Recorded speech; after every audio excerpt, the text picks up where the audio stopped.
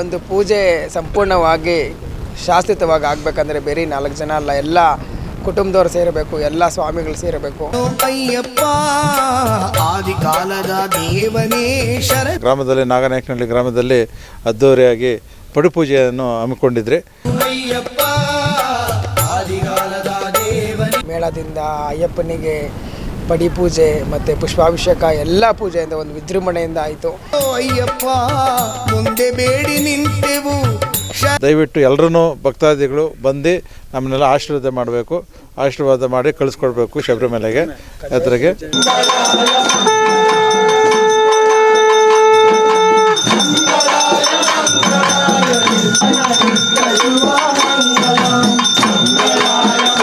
ಎಲ್ಲ ಸ್ವಾಮಿಗಳು ಇದೇ ರೀತಿ ವರ್ಷ ನಾವು ಒಗ್ಗಟ್ಟಾಗಿ ಮಾಲೆಯನ್ನು ಹಾಕಿ ಇದೇ ಥರ ಪೂಜೆ ಭಜನೆಗಳನ್ನು ಮಾಡಿಕೊಂಡು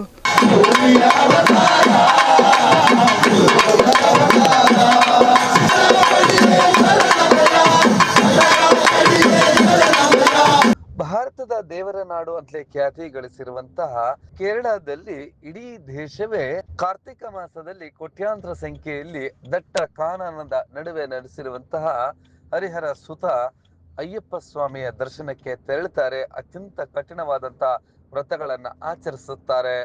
ಸೂರ್ಯೋದಯಕ್ಕೂ ಮುನ್ನ ಅದೇ ರೀತಿಯಾಗಿ ಆನೇಕಲ್ ತಾಲೂಕಿನ ಮರ್ಸೂರಿಗೆ ಸಮೀಪದಲ್ಲಿರುವಂತಹ ನಾಗನಾಯಕನ ಹಳ್ಳಿಯಲ್ಲಿ ಇಲ್ಲಿನ ಅಂಬರೀಶ್ ಸ್ವಾಮಿರವರ ನೇತೃತ್ವದಲ್ಲಿ ಪಡಿಪೂಜೆ ಕಾರ್ಯಕ್ರಮ ಆಯೋಜನೆಗೊಂಡಿತ್ತು. ಸುಮಾರು 40ರಿಂದ 50 ಮಾಲಾಧಾರಿ ಸ್ವಾಮೀಜಿಗಳು ಈ ಒಂದು ವಿಶೇಷವಾದಂತಹ ಪೂಜೆಯನ್ನ ಆಯೋಜಿಸಿದ್ದರು. ಸುತ್ತಮುತ್ತಲಿನಿಂದ ಅಪಾರ ಸಂಖ್ಯೆಯಲ್ಲಿನ ಭಕ್ತಾದಿಗಳು ಭಾಗವಹಿಸಿದ್ದರು. ಈ ಒಂದು ಕಾರ್ಯಕ್ರಮದಲ್ಲಿ ಗುರುಸ್ವಾಮಿಗಳಾಗಿ ಬಂದಿದ್ದಂಥವರು ದೇಶದ ಉದ್ದಗಲಕ್ಕೂ ಸಂಚರಿಸಿದ್ದಂತಹ 4,000 ಕಿಲೋಮೀಟರ್ಗಳು ಉತ್ತರದಿಂದ ದಕ್ಷಿಣಕ್ಕೆ ಪಾದಯಾತ್ರೆಯ ಮೂಲಕ ತಲೆಯ ಮೇಲೆ ಅಯ್ಯಪ್ಪನನ್ನು ಹೊತ್ತು ತಂದಿದ್ದಂತಹ ಅಂಕುಶ ಸ್ವಾಮಿಗಳು ಇಲ್ಲಿ ಗುರುಸ್ವಾಮಿಗಳಾಗಿದ್ದರು. ಈ ಒಂದು ಕಾರ್ಯಕ್ರಮದಲ್ಲಿ ಎಲ್ಲ ಸ್ವಾಮೀಜಿಗಳಿಗೂ ಕೂಡ ಪಾದಪೂಜೆಯನ್ನ ನೆರವೇರಿಸಲಾಯಿತು. ಕಾರ್ಯಕ್ರಮದ ಆ ಎಲ್ಲ ದೃಶ್ಯಗಳನ್ನ ನೋಡೋಣ ಬನ್ನಿ. వాసనే కరుణ వస్తున్నాము ఎందున్నాక చూడు చల్లక చూస్తే మళ్ళీ వస్తాం నీకు ఎందున్నావు భగవానే భగవతియే దేవప్ప వనక్కమప్ప వందనమప్ప నీవే రక్ష నీవే దిక్కు మండలగాల ದೇವನೇ ದೇವಿಯೇ ಸ್ವಾಮಿಯೇ ಅಯ್ಯಪ್ಪ ತೋಂ ತೋಂ ಅಯ್ಯಪ್ಪ ದಿನದ ತೋಂ ತೋಂ ಸ್ವಾಮಿ ದಿನದ ತೋಂ ತೋಂ ಸ್ವಾಮಿಯೇ ಅಯ್ಯಪ್ಪ ಅಯ್ಯಪ್ಪ ಮಂಡಲಗಾಲಂ ಅಯ್ಯಪ್ಪ ಋತುನ ಪೋನಿ ಅಯ್ಯಪ್ಪ ಇರಮಪ್ಪ ಅಯ್ಯಪ್ಪ ಕಾಪಾಡಪ್ಪ ಅಯ್ಯಪ್ಪ ವನಕ್ಕಮಪ್ಪ ಅಯ್ಯಪ್ಪ ಕಾಪಾಡಪ್ಪ ಅಯ್ಯಪ್ಪ ನೀವೇ ರಕ್ಷಾ ಶರಣಮಯ್ಯಪ್ಪ ಅಯ್ಯಪ್ಪ ಸ್ವಾಮಿ ಅಯ್ಯಪ್ಪ ಶರಣಮಪ್ಪ ಅಯ್ಯಪ್ಪ ಸ್ವಾಮಿಯಪ್ಪ ಅಯ್ಯಪ್ಪ ಪಂದಳ ರಾಜ ಅಯ್ಯಪ್ಪ ಶಬರಿಗಿರಿ ವಾಸ ಅಯ್ಯಪ್ಪ ಸ್ವಾಮಿಯೇ ಅಯ್ಯಪ್ಪ.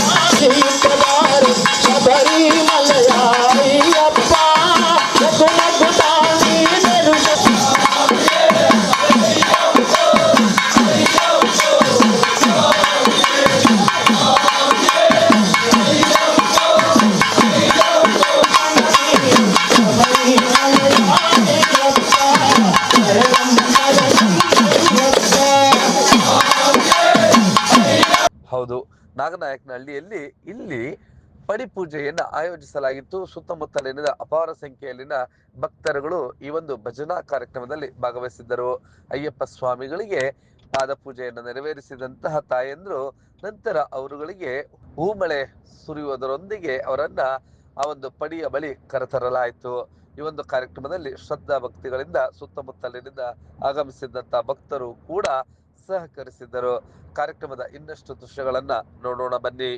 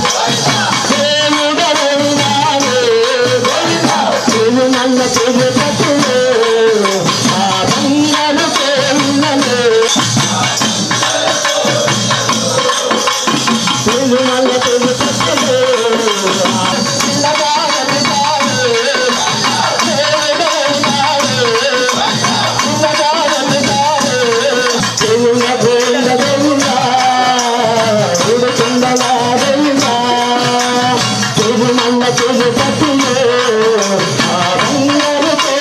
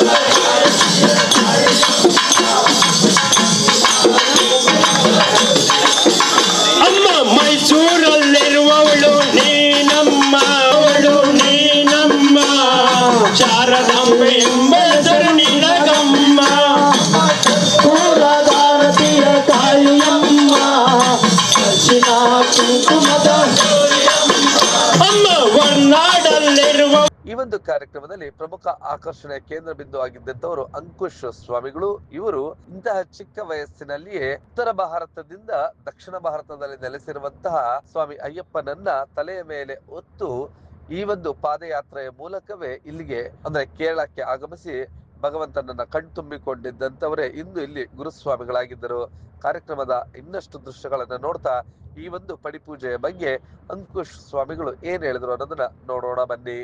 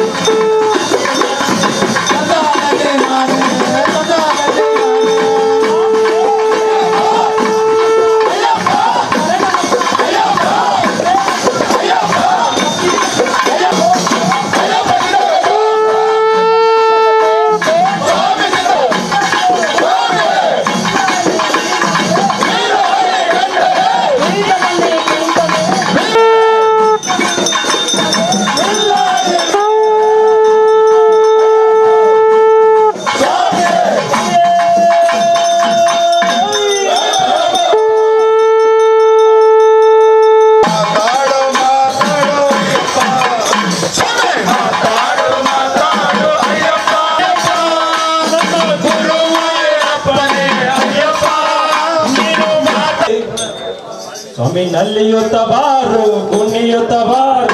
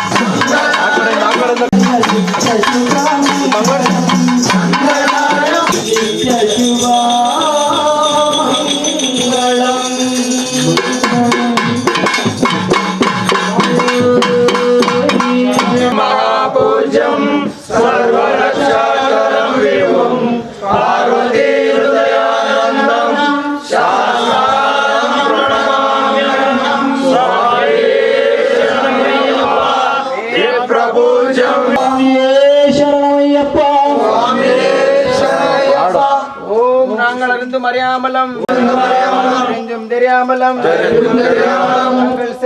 நாங்கள் செய்த குற்றங்கள் எல்லாத்தையும் பொறுத்து காத்து ரட்சித்து மன்னித்து அருள் புரிய வேண்டும் ஓம் ஸ்ரீ சத்யமான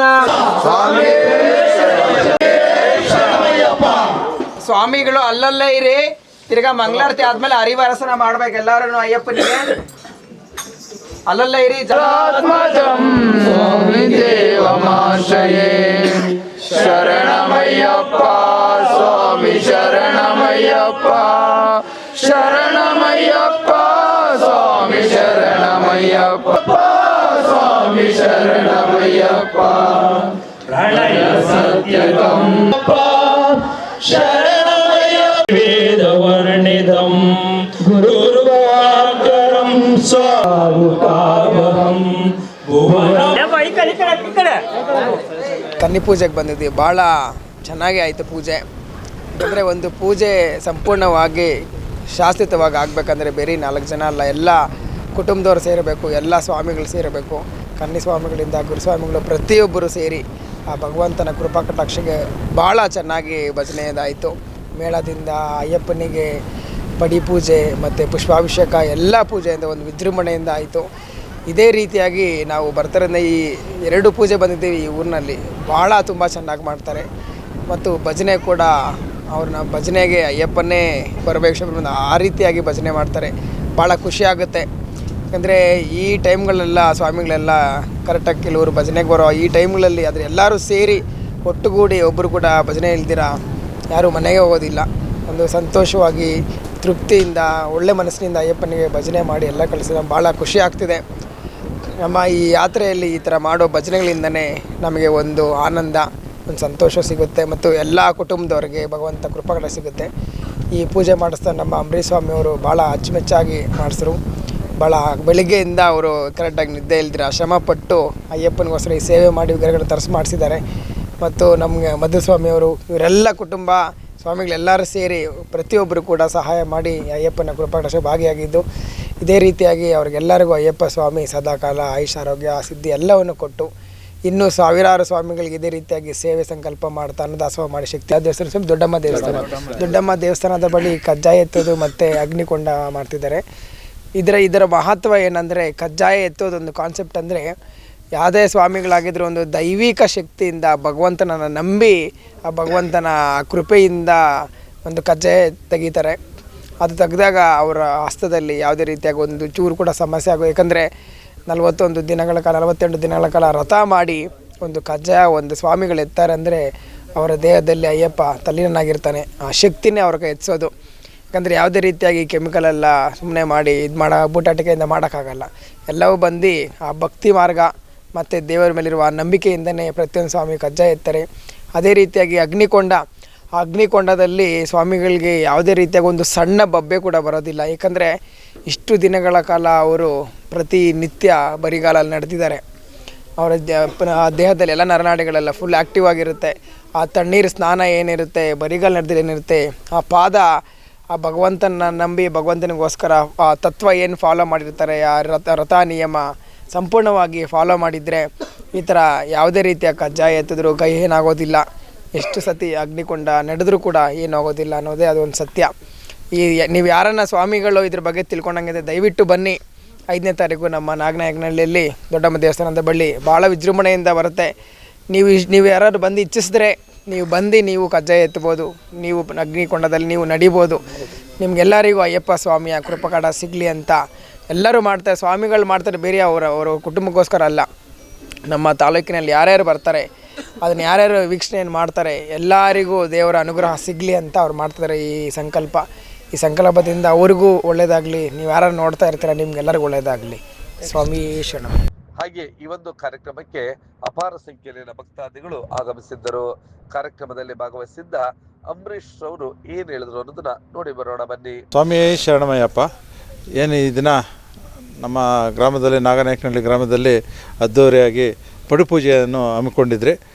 ನಮ್ಮ ಊರಲ್ಲಿ ಹೆಚ್ಚು ಕಡಿಮೆ 40ರಿಂದ 50 ಜನ ನಾವು ಸ್ವಾಮಿಗಳು ಮಾಲೆ ಹಾಕ್ಕೊಂಡು 20-25 ದಿನ ನಾವು ರಥದಲ್ಲಿದ್ದು ಇವತ್ತು ಪಡಿಪೂಜೆ ಇಟ್ಕೊಂಡಿದ್ದೀರಿ. ಈ ನಾಳೆ ಶನಿವಾರ ಇಲ್ಲ ಭಾನುವಾರ ನಮ್ಮದು ಇರುಮುಡಿದೆ. ದಯವಿಟ್ಟು ಎಲ್ಲರೂ ಭಕ್ತಾದಿಗಳು ಬಂದು ನಮ್ಮನ್ನೆಲ್ಲ ಆಶೀರ್ವಾದ ಮಾಡಿ ಕಳಿಸ್ಕೊಡ್ಬೇಕು ಶಬರಿಮಲೆಗೆ ಯಾತ್ರೆಗೆ. ಹಾಗೆ ಏನು ಇರುಮುಡಿ ದಿವಸ ಭಾನುವಾರ ಕಜ್ಜಾಯ ಎತ್ತೋದಿದೆ. ದಯವಿಟ್ಟು ಎಲ್ಲ ಭಕ್ತಾದಿಗಳು ಬಂದು ಆ ಕಾರ್ಯಕ್ರಮನ ಯಶಸ್ವಿಗೊಳಿಸಬೇಕು. ಹಾಗೆ ಅಗ್ನಿಕೊಂಡ ಸಹ ಇರುತ್ತದೆ. ಎಲ್ಲ ನಮ್ಮ ಆನೇಕಲ್ ತಾಲೂಕು ಸಾರ್ವಜನಿಕರು ಬಂದು ನಮ್ಮನ್ನು ಆಶೀರ್ವಾದ ಮಾಡಿಸ್ಬೇಕಂತ ನಾವು ಕೋರ್ಕೊಳ್ತೀವಿ. ದಿನ ನಾವು ನಮ್ಮ ಊರಲ್ಲಿ 40-50 ಸ್ವಾಮಿಗಳು 21 ದಿವಸ ನಾವು ಒಂದೇ ರಥವನ್ನು ಮಾಡಿ ರಥವನ್ನು ಆಚರಿಸ್ತಾ ಇದ್ದೇವೆ. ಈ ದಿನ ನನ್ನ ತಮ್ಮ ಸ್ವಾಮಿಯಾದಂಥ ಅಂಬರೀಷ್ ಅವರು ಈ ಒಂದು ಪೂಜೆಯನ್ನು ಏರ್ಪಡಿಸಿರ್ತಾರೆ. ಅದರ ಫಲಿತಾಂಶ ಈಗ ನಮಗೆ ದೊರಕಿದೆ. ಅದರಿಂದ ಎಲ್ಲ ಸ್ವಾಮಿಗಳು ಇದೇ ರೀತಿ ವರ್ಷ ನಾವು ಒಗ್ಗಟ್ಟಾಗಿ ಮಾಲೆಯನ್ನು ಹಾಕಿ ಇದೇ ಥರ ಪೂಜೆ ಭಜನೆಗಳನ್ನು ಮಾಡಿಕೊಂಡು ಸಹಕಾರದಿಂದ ನಡೆಸ್ಕೊಂಡು ಹೋಗ್ತೇವೆ. ಒಟ್ಟಿನಲ್ಲಿ ಕಾರ್ತಿಕ ಮಾಸದಲ್ಲಿ ಆರಂಭವಾಗುವಂತಹ ಈ ಒಂದು ಅಯ್ಯಪ್ಪ ಸ್ವಾಮಿಯ ದರ್ಶನಗಳು ನಿರಂತರವಾಗಿ ಸಂಕ್ರಾಂತಿಯವರೆಗೂ ಶಬರಿಮಲೆಯಲ್ಲಿ ನಡೆಯುತ್ತದೆ. ಸಂಕ್ರಾಂತಿ ಎಂದು ಶಬರಿಮಲೆಯಲ್ಲಿ ನಡೆಯುವಂತಹ ಆ ಒಂದು ಕೌತುಕ ಜ್ಯೋತಿಯನ್ನ ಕಣ್ತುಂಬಿಕೊಳ್ತಾರೆ ಕೋಟ್ಯಾಂತರ ಸಂಖ್ಯೆಯಲ್ಲಿನ ಭಕ್ತಾದಿಗಳು. ಇದೊಂದು ಕೌತುಕವೇ ಸರಿ. ಇದು ವಿಜ್ಞಾನಕ್ಕೂ ಸವಾಲಾಗಿರುವಂತಹ ಆ ಒಂದು ಶ್ರದ್ಧಾ ಭಕ್ತಿಗಳಿಗೆ ಇಡೀ ದೇಶವೇ ತಲೆ ತೂಗುತ್ತದೆ ಅನ್ನೋದ್ರಲ್ಲಿ ಎರಡು ಮಾತಿಲ್ಲ. ನೀವು ಈ ಕೂಡ ಎಲ್ಲ ನಮ್ಮ ಚಾನಲ್ಗೆ ಸಬ್ಸ್ಕ್ರೈಬ್ ಆಗಿಲ್ಲ ಅಂದರೆ ಸಬ್ಸ್ಕ್ರೈಬ್ ಬಟನನ್ನು ಕ್ಲಿಕ್ ಮಾಡಿ, ಪಕ್ಕದಲ್ಲಿರೋ ಬೆಲ್ ಐಕನನ್ನು ಕ್ಲಿಕ್ ಮಾಡಿ. ನಾವು ಅಪ್ಲೋಡ್ ಮಾಡುವಂತಹ ವೀಡಿಯೋಸ್ ನಿಮಗೆ ನೋಟಿಫಿಕೇಶನ್ ಬರುತ್ತೆ.